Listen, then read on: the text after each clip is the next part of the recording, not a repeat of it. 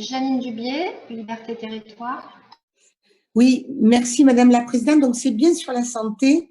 D'abord, comme mes collègues, je m'associe à leurs remerciements. Je veux vraiment saluer le travail de Gisèle Desmouret et de Audrey Dufay-Schubert au travers des préconisations qu'elles font, qui sont des préconisations très pratiques et qui, à mon avis, seront aussi très utiles dans le cadre de la prochaine période de déconfinement qui arrive.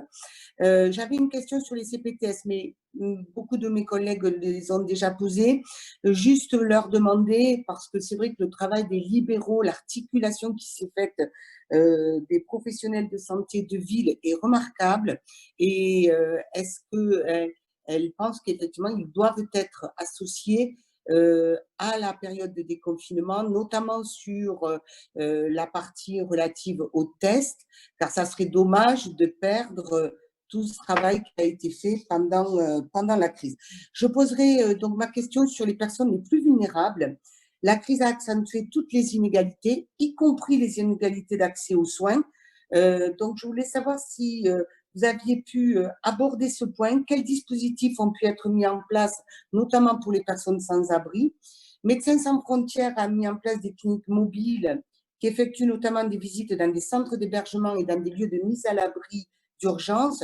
Est-ce que vous avez pu apprécier comment ça s'était déployé et est-ce que d'autres initiatives ont été portées à votre connaissance en la matière? Je vous remercie.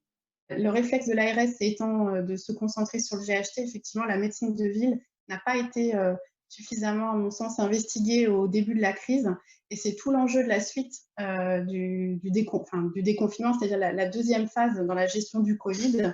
Il faut vraiment s'appuyer sur la santé dans les territoires. Et je crois que le gouvernement a déjà insisté sur ça. Ils ont bien dit qu'il fallait que la gestion elle se fasse au niveau territorial en associant les collectivités locales. Donc ça, je pense que c'est une très bonne chose et ça méritera du coup un retour d'expérience en gestion de crise. Comment est-ce qu'on intègre plus vite les professionnels de ville? Mais comme je le disais tout à l'heure, ça ne peut se faire que si on a des interlocuteurs identifiés, d'où l'importance d'impulser les CPTS. Madame Dubié, vous nous posiez la question sur les personnes vulnérables et leur accès aux soins. Les associations, on a eu des retours des associations, elles ont été vraiment très proactives, elles sont allées vers, alors les associations sont déjà habituées à aller vers les personnes vulnérables, mais là encore plus pendant ce temps de crise, elles ont vraiment eu une attitude très proactive à leur regard, justement pour détecter les problèmes de Covid, mais aussi les problèmes autres que le Covid. Je pense qu'il faut quand même mettre l'accent sur les inégalités. Effectivement, cette période de crise a mis le doigt sur les inégalités que l'on connaissait, bien évidemment, mais on voit, il n'y a qu'à voir dans le département de Seine-Saint-Denis les difficultés, le nombre de morts par rapport aux autres départements et les difficultés de prise en charge.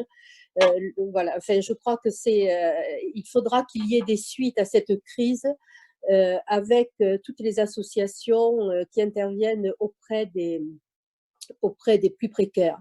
Je pense que c'est avec eux qu'il faudra travailler parce qu'effectivement, voilà, c'est au moins une des premières leçons que l'on doit tirer de cela.